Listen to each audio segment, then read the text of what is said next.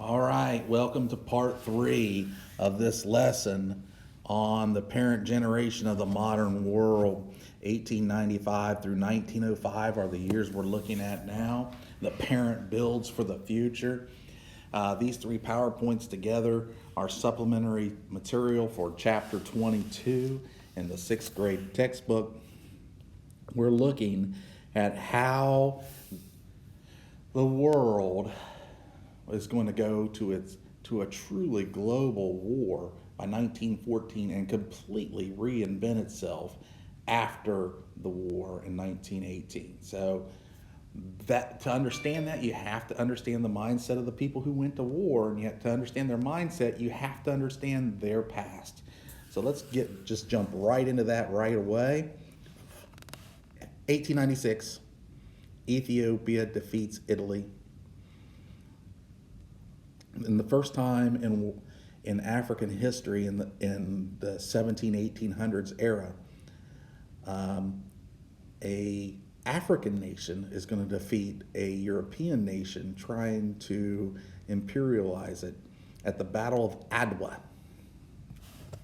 This brought an end to the Italian invasion of Ethiopia, and the net result is that there will only be two independent countries, Ethiopia and Liberia, in Africa in 1914.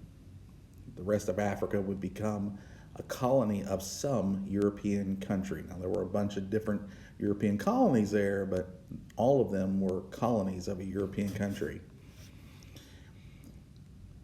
The big event in 1898, again for the United States, was the USS Maine explosion, killing 260 of the fewer than 400 crew members aboard. One of the first American battleships, the Maine, weighed more than 6,000 tons. It was built at a cost of $2 million. The Maine had been sent to Cuba to protect the interests of Americans there after a rebellion against Spanish rule broke out in Havana in January.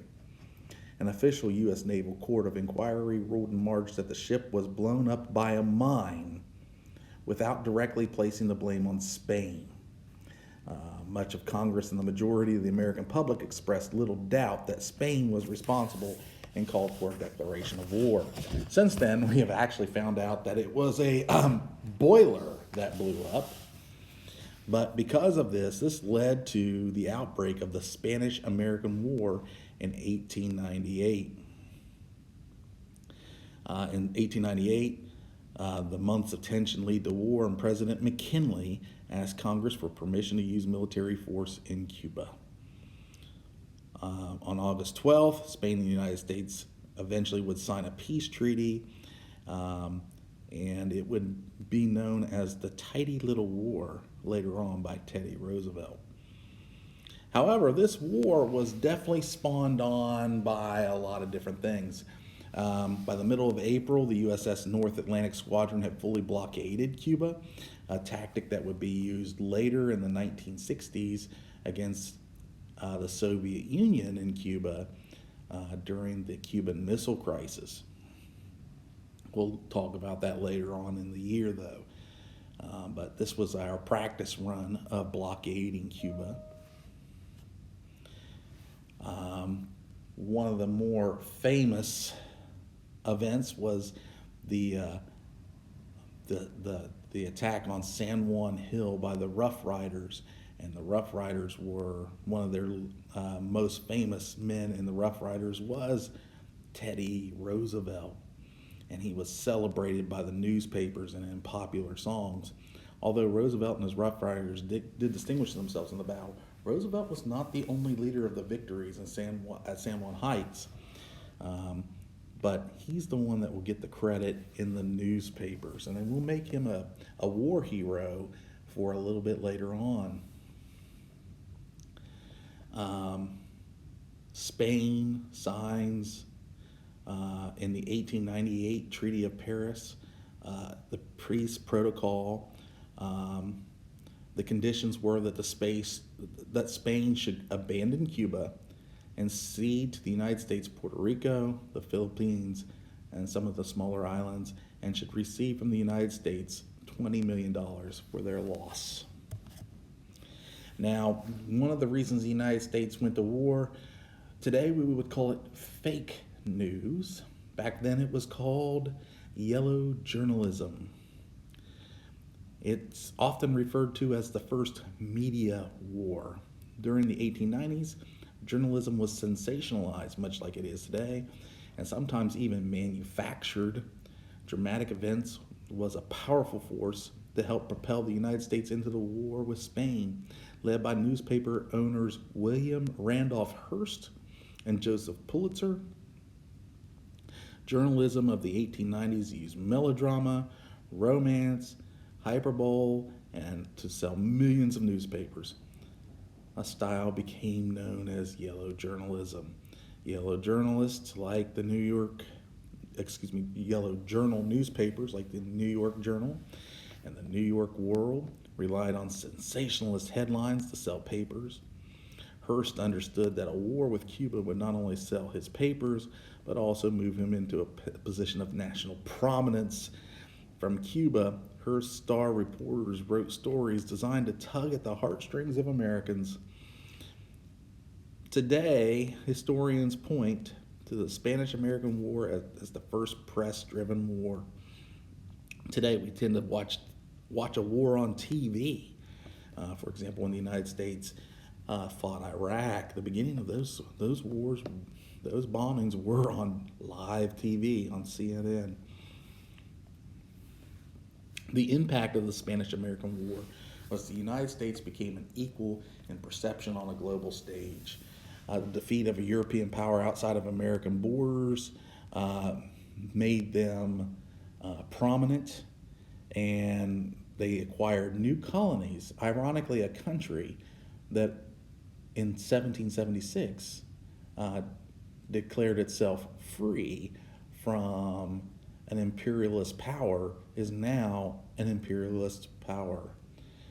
It proved that democracy could be strong as well, especially the American democracy. The big argument around the world was, well, the problem with American democracy is there's no king and they cannot be strong. Well, we routed the Spanish in this war.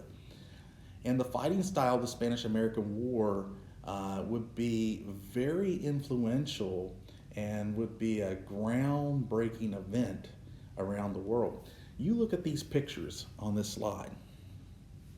If I were looking at this, I would have guessed that these pictures are from World War I. Look at the trenches, look at the barbed wire, but actually they're from Cuba during the Spanish-American War.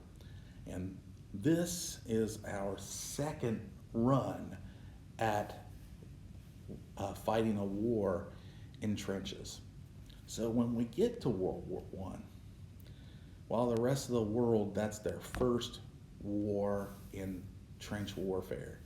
By this time, the United States has fought two wars that at some level use trench warfare. The Civil War a little bit, the Spanish-American War a lot of it, okay? And that we would be the tactical advisors when we enter the war, late by the way, in 1917. Meanwhile, in China, you have sensationalist news of Catholic missionaries being beheaded, which was true, in the capital, which at that time was called Peking. And this became known as the Boxer Rebellion. A couple people you need to know about. Empress Dowager was trying to clear China out from outside influences.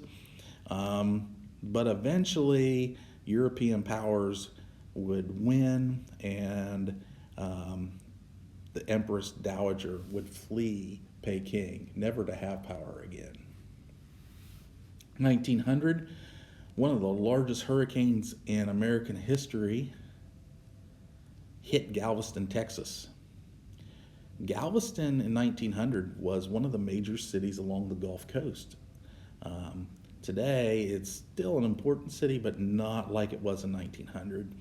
The hurricane caused between 6,000 to 12,000 people to lose their lives, which was about 20% of the population there. And the reason for so much loss of life was that Galveston was on a low, flat island just off the coast of Texas, and it didn't have much in the way of protection. After the Galveston hurricane, when they rebuilt Galveston, they literally brought sand in from the ocean and piled it on top of the island. Today, Galveston is raised up by several feet from where it was in 1900. Quite the engineering trait. 1900 is also the first Olympic Games where women can compete. This is the second World Olympics. And something to note is they did not have a stadium. Imagine an Olympics today without a stadium. Swimming events were held in the river in Paris, and most of the events were held in a public park. No joke. Look at this woman playing tennis in a long dress. One of the stories I love from Mr. Martin, who used to teach here at Blennerhassett, I don't know if it's true or not, but I'm going to pass it on anyway. One of the stories that I loved from him was that he said the 1600 in this Olympics, all the women passed out, and it was supposedly because, quote unquote, we're quoting people from that time period. I don't believe this, what I'm about to say. We're quoting people from that time period, that women were the fairer sex and not able to run a 1600. Actually, that's not why they passed out. The reason they passed out was all the women were wearing corsets, and very tight corsets at that, in dresses. Now, imagine trying to run a mile in a dress like that with a corset and not being able to breathe. I think that's why the women passed out, don't you? I think all the guys would have passed out too. I definitely think so. But that's what was said at that time period. In the election of 1900, to get Teddy Roosevelt out of politics in New York, he was very popular after the Spanish-American War. And the people in New York really didn't want him involved in New York politics, though. He wasn't of their kind. So what did they do? They gave him a promotion to get rid of him. They had him run with a very popular president, William McKinley, on William McKinley's second term for president. What they didn't expect was what happened on September 14th in 1901. He was shot and then ended up dying 8 days later on September 14th by an anarchist. And Teddy Roosevelt would step up and become the 26th president in U.S. history. And Roosevelt would be what would be the first progressive president. And we're going to talk about progressive presidents like Woodrow Wilson later on. 1901 also represented an end of the Victorian age. She died at the age of 81, and her reign has been used to designate an era, the Victorian era, a kind of architecture, Victorian architecture, a style, Victorian style, and fashion, Victorian fashion. And she became queen at 18 years old. And a lot of the pictures you see of Queen Victoria are when she's an older woman. But when she was 18 years old, look at that painting. She was actually a very beautiful woman when she was young, but most people don't visualize her that way. What is significant is after her death, many of her offspring and cousins and nephews and nieces, you get the point, married into royalty across Europe. After all, she was a ruler for 64 years. And by 1901, almost all of Europe, all the monarchs were related in some way. So one of the more interesting outlooks of World War I is to see World War I as a family conflict. Hard to envision a world without the World Series. Even in this COVID year, my Dodgers win the World Series finally in 2020. Well, the World Series did not always exist. Common sense will tell you this. And the first World Series was played in 1903 between the Pittsburgh Pirates and the Boston Americans. The Boston Americans would eventually become the Boston Red Sox, noted for the red socks that they wore. But the Boston Americans won this World Series 5-3.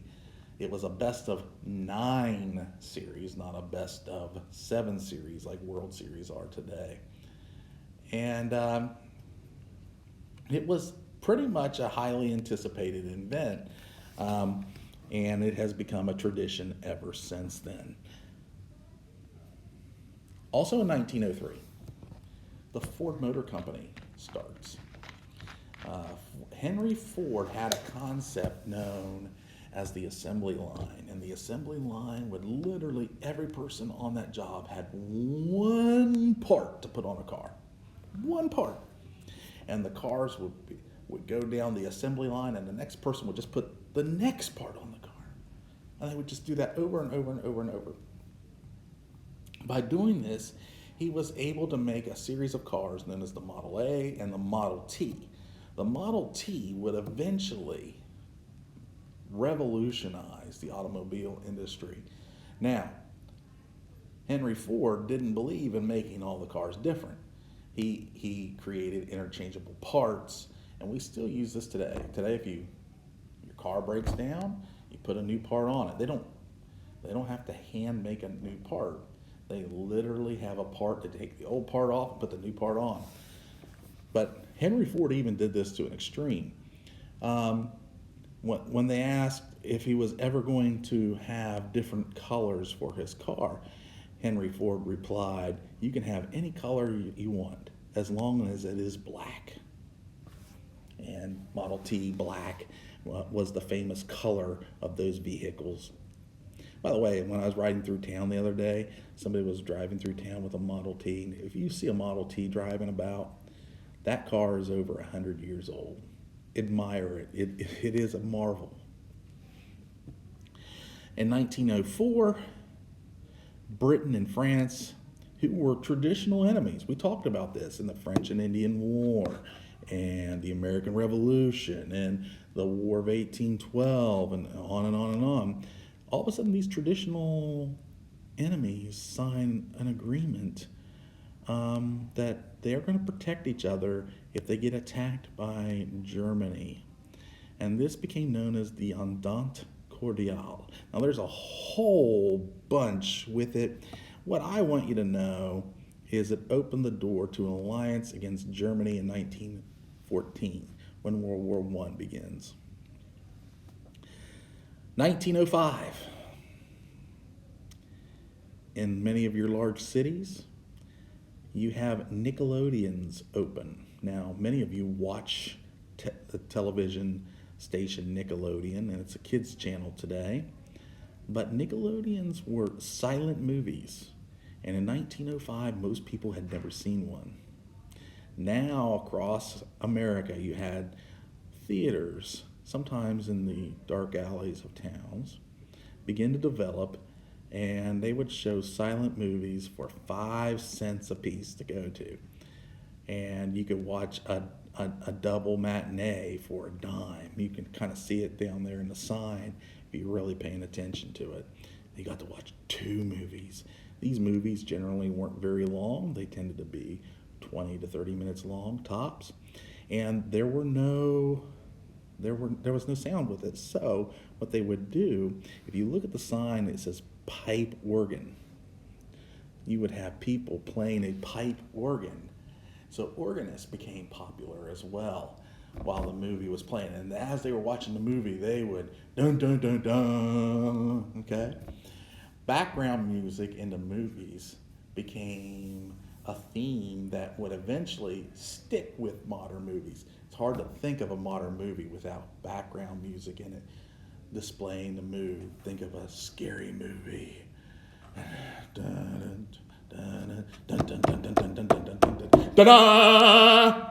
Jaws, right? It's hard to think of a movie without background music. That's actually because of these Nickelodeons. We can point to them as the beginning of that. 1905, Japan and Russia go to war.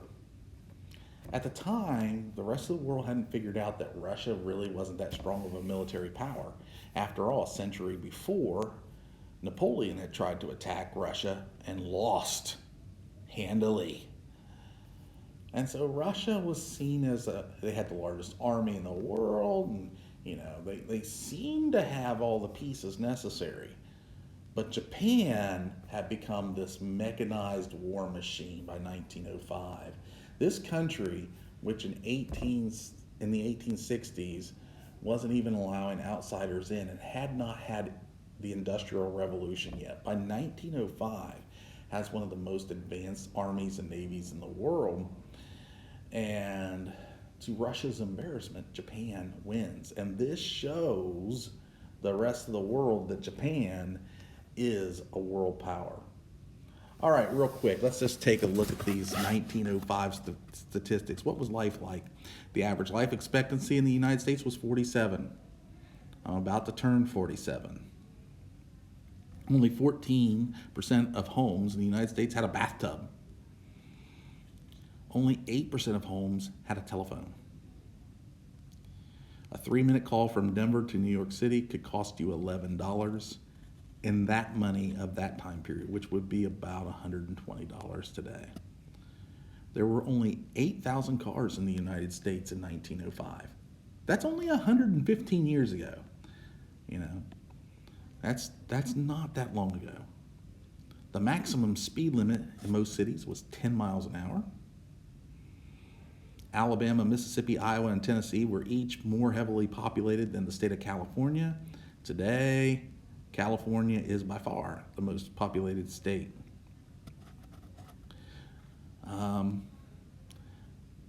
The tallest structure in the world was the Eiffel Tower. Imagine that. And before the Eiffel Tower was built, the tallest structure in the world for over 4,000 years was the Great Pyramid of Giza. The average U.S. worker made between $200 and $400 a year. Not a month, not a week, a year. A competent accountant could earn more than $2,000 a year, which at that time was quite incredible. A dentist, $2,500 a year. A veterinarian, between $1,500 and $4,000 a year. Before you go, a vet made that much more than a doctor even. Well, I want you to remember something. Most people got around by horse. And cattle and horse veterinarians were very important. A mechanical engineer could end up making $5,000 a year. More than 95% of all births in the United States took place at home without a doctor. 90% of all U.S. doctors had no college education. Only 10% of doctors had a college education in 1905. Instead, most doctors went to what they called medical schools, many of which were condemned in the press by the government as substandard. Sugar cost 4 cents a pound, eggs were 14 cents a dozen, and coffee was 15 cents a pound. Most women only washed their hair once a month, and they would make a homemade shampoo out of borax and egg yolks. I remember my great-grandmother telling me that, and I was like, that is not true. And then I looked it up after she passed away on the internet. It's true. Poor people were not allowed to come to Canada. The leading 5 causes of death in the United States were pneumonia, TB, diarrhea, heart disease, and stroke. The American flag only had 45 stars. Arizona was not a state yet. Hawaii and Alaska obviously were not states yet. New Mexico was not a state yet. And I believe the other one was Oklahoma was not a state yet. The population of Las Vegas, Nevada was only 30 people in 1905. Today it has an NFL football team.